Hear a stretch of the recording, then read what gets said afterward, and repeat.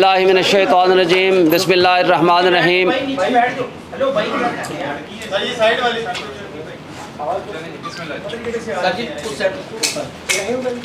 आज का जो हमारा सब्जेक्ट है उसके बारे में मैंने 2-3 सब्जेक्ट हैं, बड़े सिंपल से और मुख्तसर सी आज मैं कोशिश करूँगा बात करूँ, क्योंकि आप बड़े थके हुए होंगे।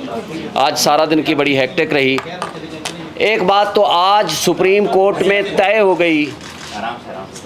हो गई कि जब हम ये बात करते थे कि इमरान ख़ान को इंसाफ नहीं मिल रहा और एक मुतासिब जज ने बग़ैर सुने, बग़ैर हमारे गवाहान को मौका दिए कि हम अपने गवाह पेश कर सकें, हमें बग़ैर हक़ के दिफा दिए और वन साइडेड हमारे ख़िलाफ़ फ़ैसला कर दिया। आपको याद होगा आज भी इलेक्शन कमीशन और उसके वकील ने इस बात को एडमिट किया कि 1 अगस्त को हमारी स्टेटमेंट होती है 342 की। हमसे पूछा जाता है, अदालत पूछती है कि क्या आप अपने हक़ में गवाह पेश करना चाहेंगे। हमने कहा जी हम पेश करना चाहते हैं। तो जनाब 2 तारीख रख दी गई 2 अगस्त, और हमने 2 अगस्त के दिन 12 बजे लिस्ट ऑफ विटनेसेस दे दी कि जनाब हमारे गवाह हम पेश करना चाहते हैं। और 12 बजे से लेकर 1:30 बजे तक हमें कहा गया कि आप 1 घंटे 1.5 घंटे के अंदर अपने गवाह ले आइए। उस वक्त तक ये मुताल्लिक़ भी थे, रेलिवेंट भी थे।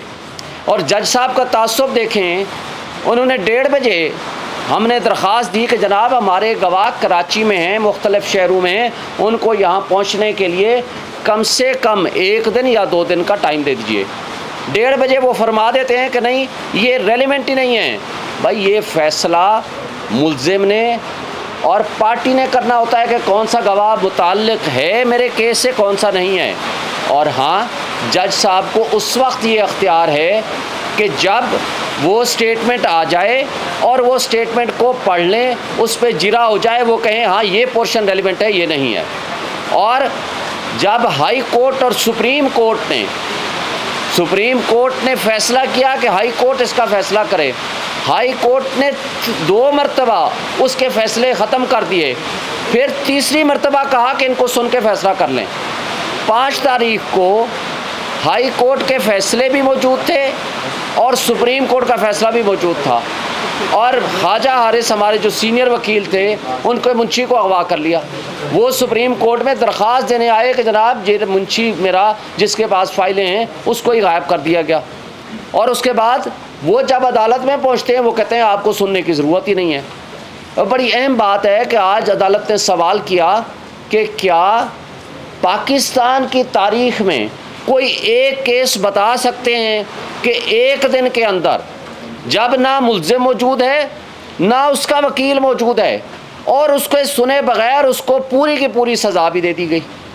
उनके वकील साहब ना ही कोई एक मिसाल पाकिस्तान की तारीख़ में दे सके।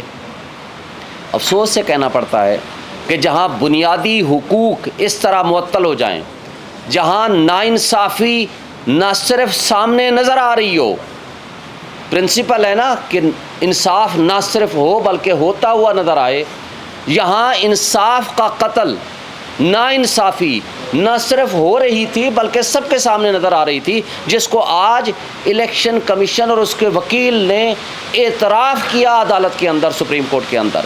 ये तो था आज आपके सामने एक केस का छोटी सी झिलकी, जो कुछ आपके सामने आज मीडिया के सामने ये सारी बातें हुई हैं। जब हम पिछले 1 महीने से मुस्तकिल ये कहे जा रहे हैं, और अफसोस की बात यह है कि इस तरह के सरकमस्टांसेस में केस जब जाता है 8 तारीख को, 7 को जमा हुआ, 8 तारीख को, और उसमें हमने कहा कि आज ही जजमेंट को सस्पेंड कर दें, सेंटेंस को सस्पेंड कर दें। कहा गया कि जनाब 4 दिन में डेट आएगी, 17 दिन के बाद डेट आई और फिर उसको दोबारा एडजन कर दिया गया। बहरहाल हमें अदालतों से इंसाफ की तवक्को है।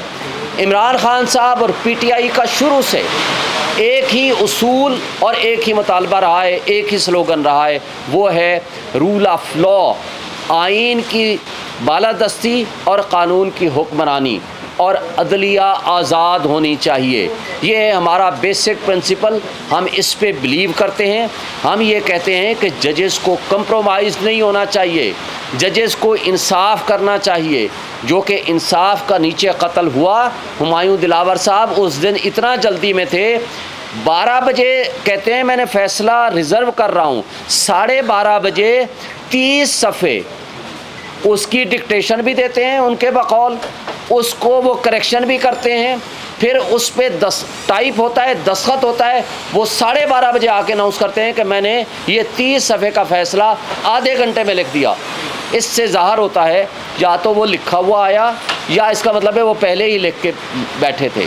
यानी जहाँ आपको बुनियादी हक, ड्यू प्रोसेस और फेयर चांस ऑफ ट्रायल ना मिले और बग़ैर सुने पहला भी फ़ैसला, दूसरा भी फ़ैसला, तीसरा भी फ़ैसला कर दिया जाए, तो वो कानून की नज़र में वो वॉइड अब इनिशो होता है, वो विदाउट लॉफुल अथॉरिटी होता है, वो गैर आइनी होता है, वो सस्टेन नहीं कर सकता। ये एक आस्पेक्ट था। दूसरा आस्पेक्ट, आज आप देख लें, इस जो मौजूदा केयर टेकर सेटअप है, उस फाशिस्ट हुकूमत की पसंद से आया हुआ, यानी शहबाज शरीफ और राजा रियाज साहब की चॉइस का, अब ये भी वही पॉलिसीज़ कंटिन्यू कर रहे हैं जो शहबाज शरीफ की फाशिस्ट हुकूमत ने पॉलिसियाँ रखी हुई। आज आपकी गुर्बत, बेरोज़गारी, महंगाई, अनएम्प्लॉयमेंट की पोजीशन क्या है? और वो जो अरस्तू और अफलातून थे जो कहते थे कि हम महंगाई मुकाओ मार्च लेकर आए हैं, हमने रियासत की बजाय, हमने सियासत की बजाय रियासत को बचाया। एक्चुअली वो साइफ़र के कंटेंट्स लीक होने के बाद साबित हो गया है कि वो एक साजिश के तहत लाए गए थे, उन्होंने रियासत की जड़ें खोखली कर दी। आपके सामने ये इनके अपने आदाद व शुमार, यानी जो पिछली हुकूमत के अपने आदाद व शुमार, शहबाज शरीफ के, जिस वक्त इमरान खान साहब को हटाया गया, पीटीआई की हुकूमत ख़त्म की गई, उस वक्त हम 6.1% जीडीपी थी, और आज जब ये छोड़ने लगे 1 साल बाद, उस वक्त इनके अपने आदाद व शुमार के मुताबिक 0.3% थी, और इनके आदाद व शुमार के मुताबिक आप ख़ुद माशाअल्लाह साफ़ी हैं, जो कुछ सामने आपके है, जिस वक्त जो टोटल रिज़र्व थे 24 बिलियन डॉलर के रिज़र्व थे, और आज आपके 4 बिलियन डॉलर के रिज़र्व हैं। उस वक्त पेट्रोल 150 रुपये पे था जब ये चीखते थे कि बहुत महंगाई हो गई है, और आज पेट्रोल जाते जाते ये 20 रुपये बढ़ा के, और मौजूदा लोगों ने बढ़ा के उसको 300 रुपये पर ले गए हैं। वो कहते हैं महंगाई नहीं है, अब तो बहुत अच्छे हालात हो गए हैं। और फिर आप देखें, जो इसहाक डार साहब ने आकर कहा था जी मेरे डर और खौफ से डॉलर नीचे आना शुरू हो गया, मैं तो इसको 150 पे पता नहीं किस तरह पे लाऊंगा। खान साहब की हुकूमत में 170 से 178 के दरमियान फ्लक्चुएट करता था, इन्होंने आज 300 तक पहुंचा दिया जब इनका आखिरी दौर था, आज 320 पे भी नहीं मिल रहा। और सिमिलरली आप देख लें कि जो कानून और आइन का जो मिलियामेट इन्होंने किया है, आज क्राइम रेट कहाँ पहुँच चुका है। बेरोज़गारी इनके बकौल उस वक्त थी 12%, आज ये ख़ुद कहते हैं 38% को क्रॉस कर गई है। और स्पेशली जो गरीब आदमी की खाने की अशिया हैं, चीज़ें हैं, वो इस कदर महंगी हो चुकी हैं कि जिसका कोई एक गरीब आदमी को खाने का एक गुजारा करना भी मुश्किल हो गया है। और आपके सामने है, आज हम जो मिडिल क्लास वाले लोग हैं, हमारे लिए जीना मुश्किल हो गया है। क्या वजह है कि बिजली जिस वक्त खान साहब की हुकूमत थी 16% बिजली का यूनिट था, और आज आपको पता है 50 रुपये बिजली का यूनिट पहुंच चुका है। और अभी मुझे मालूम हुआ है कि माशाल्लाह 2 रुपये या 4 रुपये मज़ीद बढ़ाने लगे हैं, या बढ़ गए हैं, 5 रुपये मज़ीद बढ़ गए हैं। यानी अफसोस की बात यह है कि 50,000 1 लाख रुपए तनख्वाह हासिल करने वाला एक आम आदमी, बता दें वो जो अपने घर में क्या वो बिजली का बिल दे या वो अपने घर का राशन लेकर जाए, आज कैफियत क्या कर दी है आपने। और हमारी इन हुकूमतों ने इस पिछली शहबाज शरीफ की फाशिस्ट हुकूमत ने और मौजूदा केयर टेकर सेटअप्स ने सिवाय ड्रामे के, सिवाय नॉन इशू को इशू बनाने के, सिवाय इमरान खान और पीटीआई को क्रश करने के, मुझे आज बता दें ये कोई नेक काम करके गए हैं? आज आपका मुल्क बेआइन हो चुका है। आज पुलिस और एजेंसियों का राज है। जिस वक्त जिसको चाहें उठा के ले जाएं, मिसिंग पर्सन में शामिल कर लें। अदालत 8-8 दफ़ा ज़मानतें दे, उसके बाद दोबारा उठा लें और ये तस्लीम ही ना करें कि किस पुलिस वाले के पास है और किसके पास नहीं है। आज वो यास्मीन राशिद जो बुज़ुर्ग खातून सियासतदान रहनुमा पीटीआई की, आज इस तकलीफ़ की हालत में, बीमारी की हालत में भी आज 4 महीने हो के हैं वो जेलों में पड़ी है। और उसके अलावा जो ख़वातीन, खदीजा शाह है, सनम है, तैयबा, सैकड़ों की तादाद में ख़वातीन हैं, वो अभी तक जेलों में पड़ी हुई हैं। यार क्या हमारे मुल्क में 13 और 14 अगस्त को जो कुछ हुआ आपने देखा, पाकिस्तान का झंडा लेके और पीटीआई का झंडा लेके जो वर्कर और कारकुन बाहर निकला, उसके साथ क्या किया इन्होंने? सैकड़ों की तादाद में वर्कर्स को उठा लिया और पर्चे कर दिया, उनको जेलों में डाल दिया और कुछ को गायब कर दिया। क्या ये तर्ज़ अमल है? क्या इसको हम सियासत कहेंगे? क्या इनको केयर टेकर सेटअप कहेंगे? और ये केयर टेकर सेटअप सिवाय इलेक्शन के इनको कोई और काम नहीं कर सकते, और इलेक्शन कमीशन सिवाय इलेक्शन के उसका कोई काम नहीं है। लेकिन अफसोस की बात यह है कि ये केयर टेकर वाले और इलेक्शन कमीशन इलेक्शन कराने के अलावा सब कुछ कर रहे हैं। ये काबिल अफसोस बात है और इसको किसने ठीक करना है? और आज जो दहशतगर्दी अपने उरूज पे है वो क्यों है? इसलिए कि कानून को अमल दरामद करने वाले और लॉ इन्फोर्समेंट एजेंसीज़ के पास तो सिर्फ एक ही टाइम उनको टारगेट दिया गया है कि आपने पीटीआई को क्रश करना है, पीटीआई के वर्कर्स को उठाना है, उनको जेलों में बंद करना है। टोटल उनका काम ही यही है। तो फिर दहशतगर्दी जिस तरह हमारे मुल्क में अपना इतना उरूज पे पहुंची हुई है, उसको कौन कंट्रोल करेगा? क्या ये तर्ज़ अमल ये है हमारे मुल्क में हमारी रियासत को मजबूत करने वाला? देखें, इन मसाइल का हल पॉलिटिकल स्टेबिलिटी में है, और पॉलिटिकल स्टेबिलिटी डायलॉग से आएगी। पॉलिटिकल स्टेबिलिटी आप फ्री एंड फेयर इलेक्शन से आएगी। पॉलिटिकल स्टेबिलिटी आप इस जबर और खौफ की फ़िज़ा में इलेक्शन कैसे कराएंगे? नहीं करा सकते। इस जबर और खौफ की फ़िज़ा में अगर इलेक्शन होगा तो उसकी शफाफियत पे कौन यकीन करेगा? और अगर ऐसा इलेक्शन होगा जो मुल्क को मज़ीद दलदल में धकेल देगा, तो मुझे बताएं कि ये कौन सा हम रियासत की खिदमत कर रहे हैं? हम रियासत, और रियासत क्या है? रियासत की अवाम इसके मालिक हैं। अवाम ने फ़ैसला करना है आइन के मुताबिक कि हमारे उमूर ममलिकत हमारे मुंतखब नुमाइंदे चलाएँगे। लेकिन अफसोस से कहना पड़ता है कि हमने सारे उमूर ममलिकत मुंतखब नुमाइंदों के अलावा सबको दे दिए हैं। तो ये काबिल अफसोस बात है।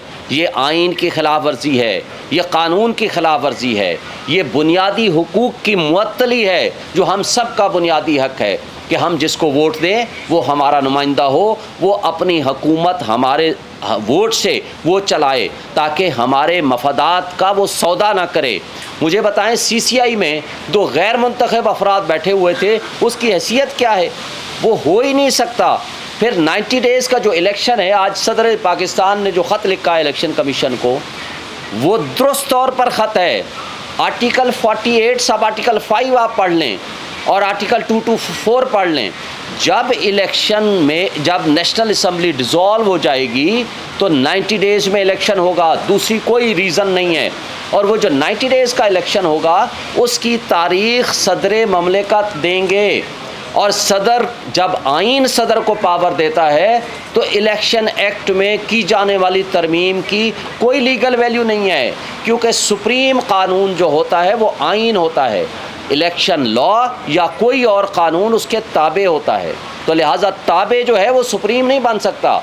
हमारे यहाँ अफसोस की बात है, उल्टी गंगा बह रही है, और इन सारी चीज़ों के ऊपर हम सब ने, और जो आज आपके सामने जो मीडिया के ऊपर कदगन और पाबंदियां हैं, ये किस कानून के? हम तो समझते थे कि वो फाशिस्ट हुकूमत लगा कर गई है, अब वो तो चली गई है।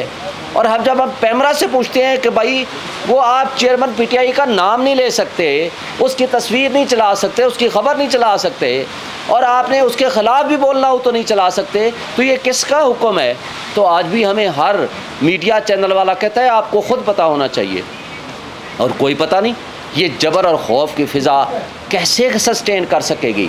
आज इमरान रियाज़ को आपने 100 दिन से ज़ायद हो गए हैं, एक इंडिपेंडेंट सहाफ़ी है भाई, आप उससे इख्तलाफ कर सकते हो, उसके नज़रियात से इख्तलाफ कर सकते हो, वो आपका हक़ है, लेकिन क्या उसका बुनियादी हक़ नहीं है कि लॉ इन्फोर्समेंट एजेंसीज़ के हाथों में वो गायब हुआ है तो किधर गया है? उसको आसमान खा गया है या ज़मीन खा गई है? उसको बरामद करना ये रियासती इदारों का फ़र्ज़ है। मीडिया आज़ाद होगा तो हमारे मुल्क की जमहूरियत आज़ाद होगी, हमारे मुल्क की आईन मजबूत होगा। अगर आज वकीलों को उठाया जा रहा है, लाहौर में कल जाकर CCPO अंडरटेकिंग देता है जब शदीद एहतजाज होता है कि जी आज के बाद हम पंजाब में वकीलों के घरों को तोड़ेंगे नहीं, छापे नहीं मारेंगे, उठा के नहीं ले जाएंगे। यार आप हम जैसे इंडिपेंडेंट इंस्टीट्यूशन के लोग, जो आप मीडिया जो आज़ाद हैं, जो आज वकील जो आज़ाद हैं, अगर इनकी चादर और चार दीवारी महफूज नहीं है तो मुझे बता दें, एक आम पॉलिटिकल वर्कर जिसको कल अब्बास पबी को उठा के ले गए, जब पूछा गया कौन ले गया, कहते हैं कोई पता नहीं। शाह महमूद कुरैशी ने उस दिन यहाँ आपके सामने प्रेस कॉन्फ्रेंस की, घर पहुँचा, उसको उठा लिया, और परसों रात को उसके घर में आए इधर एफेट में, उनके बाकी चलो जो भी आपने करना है करें, उनके मुलाजमीन का क्या कसूर है? उनको तशद्दुद का निशाना बनाया, शदीद तशद्दुद का निशाना बनाया और चले गए, पूरे घर को उलट पलट किया, जो कुछ उठाना था, जो दिल में आया उठा के ले गए। यार हमारे मुल्क में और कोई वारंट ऑफ अरेस्ट नहीं, कोई पता नहीं कौन है, किस तरह आए हैं, कैसे आए हैं। ये अगर आपके मुल्क की सूरत हाल होगी तो हमारे मुल्क में हम ये नहीं कह सकते कि रियासत इससे तरक्की करेगी।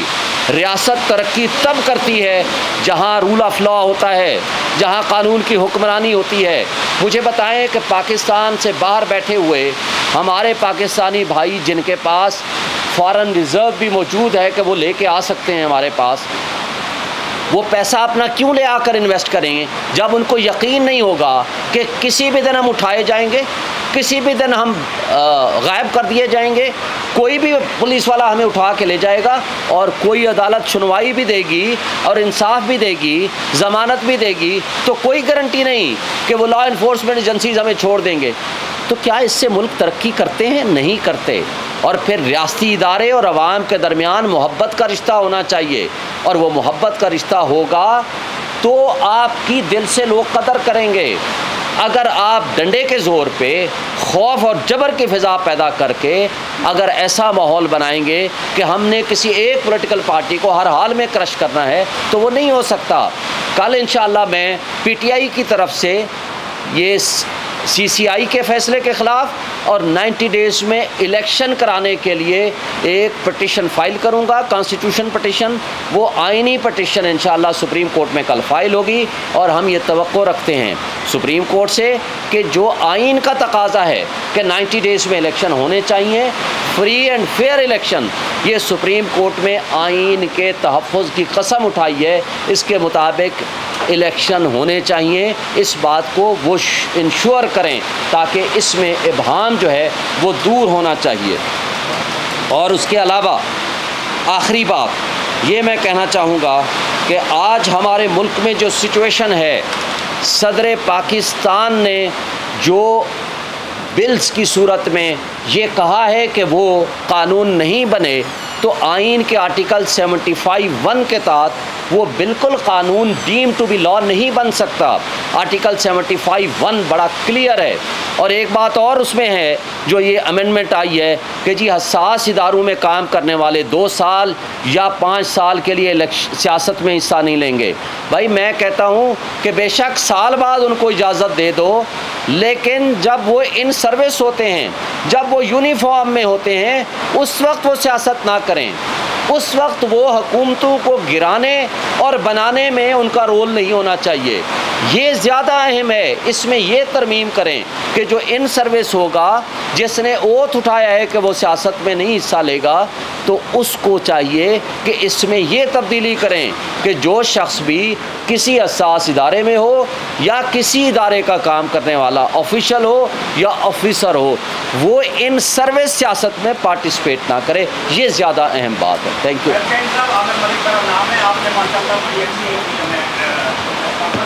आपने पाकिस्तान के तमाम मसाइल का जिक्र किया, का भी, मीडिया की आज़ादी का भी, इंसानी हकूक़ का भी, गुर्बत का भी, बेरोजगारी का भी, तमाम मसाइल का आपने जिक्र किया। ये समझ नहीं आ रही कि आपने तमाम मसाइल के हल भी बताए, और हमें ये समझ नहीं आ रही कि आप और इमरान खान को PTI के कुछ केसों में वकील हैं, या PTI के कोई रहनुमा हैं, या इमरान खान के तर्जुमान हैं, या PTI के जो आप उनकी कंपेयर कर रहे हैं, या उनके वो आप इंफॉर्मेशन कर सकती हैं। मैं PTI का कोर कमेटी का मेंबर हूँ, और मैं खान साहब का और PTI के कुछ लीडर्स का वकील भी हूँ। इसलिए मैं ऑफिशियल कैपेसिटी में ये मैं प्रेस कॉन्फ्रेंस कर रहा हूँ। नेक्स्ट, आपने कहा है कि सुप्रीम कोर्ट में चैलेंज किया जाएगा, तो सिर्फ CCI के उस फैसले को चैलेंज किया जाएगा या इसके अलावा भी कोई? CCI के फैसले को, और उसके साथ इलेक्शन को विदिन 90 डेज़ कराने के लिए डायरेक्शन लेने के लिए सुप्रीम कोर्ट में एक जॉइंट हम पिटीशन फाइल करेंगे। जॉइंट पिटीशन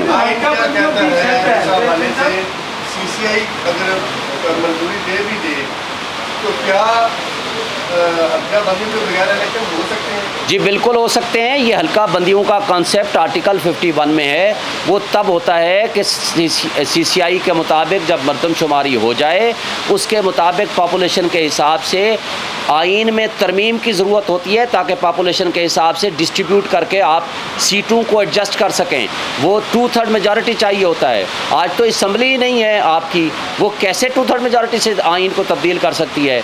दूसरी बात, इलेक्शन में जब असम्बली डिज़ोल्व हो जाए या on the expiry of the term हो, आर्टिकल 224 और आर्टिकल 48 बड़ा वाज़ेह है, with in a period of 60 days और 90 डेज़। इस केस में चूँकि असम्बली डिज़ोल्व की है प्रेसिडेंट ने, ये with in a period of 90 days में हर हाल में इलेक्शन होने। अगर इससे आगे जाते हैं ये गैर आइनी इक़दाम होगा।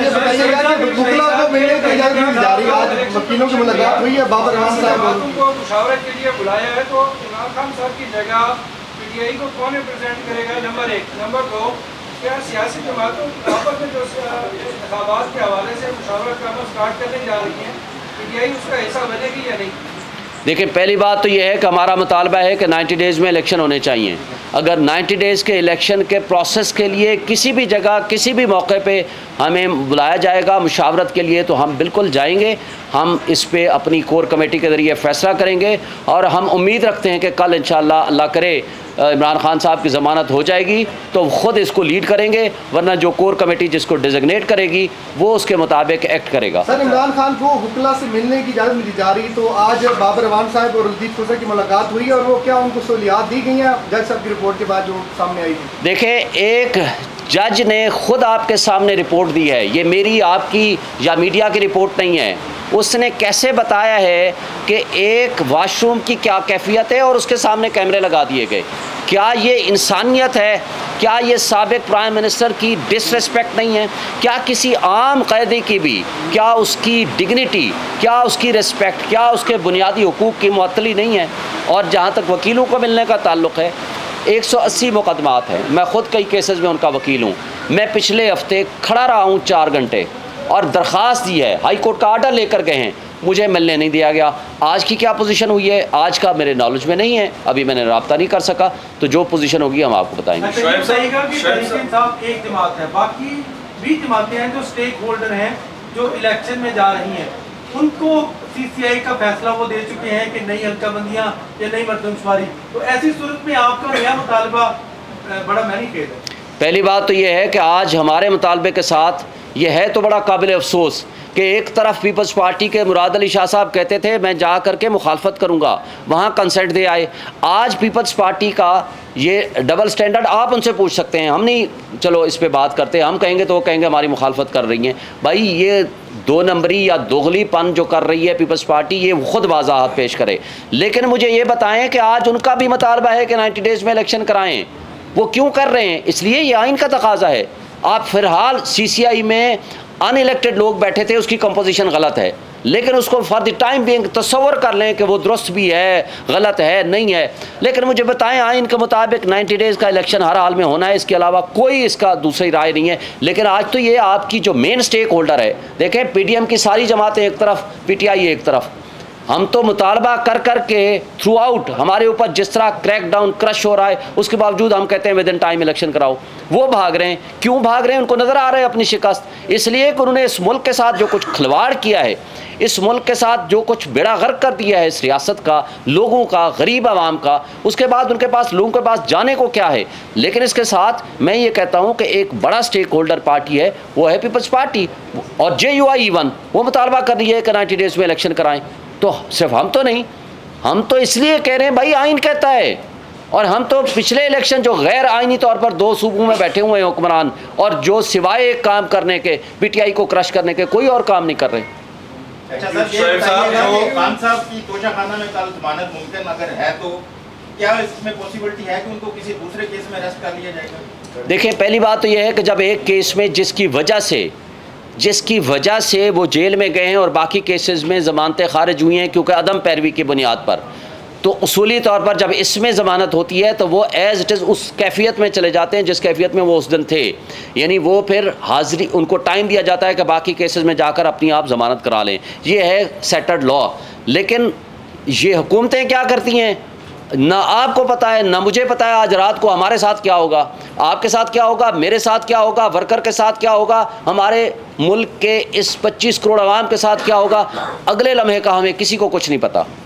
शोएब साहब मामले पर गिरफ्तारी जारी हुई है, तो क्या नहीं ऐसा तो नहीं है इधर से राई के लिए मैंने आपको लॉ बता दिया है, बाकी जो भी चीज़ें हैं कानून के मुताबिक जिस दिन जिस कैफियत में थे उसी पोजीशन पे वापस लाना होगा। प्रेसिडेंट साहब ने जो आज खत लिखा है चीफ कमिश्नर को, इलेक्शन कमिश्नर को, कि वो आज या कल मुलाकात के लिए आएँ, आप इसको कैसे देखते हैं? और चूँकि उनका ताल्लुक तहरीक इंसाफ से है, तो क्या तहरीक इंसाफ जो है प्रेसिडेंट साहब के ऑफिस को इस तरह यूज़ करेगी कि पुश किया जाए इलेक्शन कमीशन को 90 डेज़ के अंदर इलेक्शन करवाए? सदर पाकिस्तान जब इलेक्ट हो जाते हैं वो एक सबसे बड़े आइनी एक ओहदे पे हैं, वो आइनी सरबराह हैं, वो सुप्रीम कमांडर ऑफ आर्मी हैं, वो पार्लियामान का हिस्सा हैं, वो किसी पार्टी के साथ नहीं है। पहली बात, उन्होंने आइन की बालादस्ती के लिए काम करना है। ये आइन उनको पाबंद करता है, आर्टिकल 48 सब आर्टिकल 5 आप पढ़ लीजिए सारे दोस्त, पाबंद करता है कि वो तारीख देंगे with in a period of 90 days. उसमें ये भी नहीं लिखा हुआ वो कंसल्ट करेंगे, ये इलेक्शन एक्ट में लिखा हुआ है कंसल्ट करेंगे, यहाँ नहीं है कि वो कंसल्ट करेंगे। जब नेशनल असम्बली डिज़ोल्व होगी तो वो तारीख देंगे, लेकिन उन्होंने as a matter of courtesy, क्योंकि उन्होंने इलेक्शन कराना है, उनको बुलाया है, कंसल्ट किया है, इलेक्शन की तारीख देना प्रेसिडेंट ऑफ पाकिस्तान का है, वो तारीख उनको देनी चाहिए और उसके बाद इलेक्शन विद इन 90 डेज़ होने चाहिए, फ्री एंड फेयर इलेक्शन। ये ज़िम्मेदारी है सदर पाकिस्तान की भी, इलेक्शन कमीशन की भी, और मौजूदा केयर टेकर सेटअप्स जो भी बैठे हुए हैं। और अगर ये वक्त पे जो जो नहीं करेगा अपना काम, ये गैर आइनी हरकत होगी। Thank you.